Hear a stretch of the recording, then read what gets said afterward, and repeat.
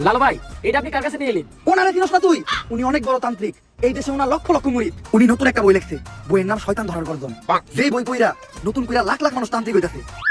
কিন্তু লালু ভাই, আশেপাশে তো কোনো তান্ত্রিক বা মুরিদ দেখতেছি না। আরে ওগুলা তো সব ফেসবুক আর টিকটকে। বাবা, সঞ্জনা নামের এক আত্মারে আমার ধরতে হইব বাবা।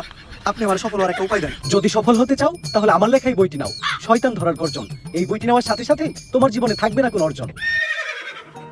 আমি কথা দিয়ে কথা রেখেছি, শয়তান আসেনি তো ফিরে। আমি শয়তান তাড়ানোর গল্প লিখেছি আমার সারাটি জীবন ধরে।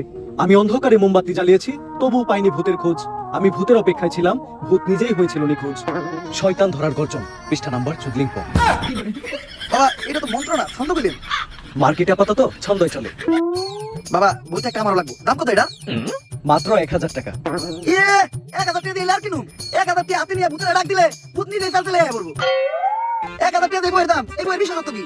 এই বইটা আমি আমার নিজ হাতে লিখেছি। দেখি। আপনার এত খারাপ? দেখি বইয়ের প্রথম পৃষ্ঠায় কি লেখা? মানুষকে ভোদাই বানানোর 100টি উপায়। 1000 টাকা দিয়ে 120 টাকার এই বইটি নেন আর ঠাস করে ভোদাই হয়ে যান। এখন সফল হইতে গেলে তো এই বইটা লাগবে, তো এই বইটা আমি নিয়ে গেলাম। বইয়ের টাকাটা? ওইটা আমি হোয়াটসঅ্যাপে পাঠাই দিব। গুরু, আজকের থেকে আপনার লেহাই বইটা পইরাই আমার শয়তান ধরার যাত্রা করলাম শুরু। শয়তান ধরার গর্জন, পৃষ্ঠা নাম্বার চুদলিং পং।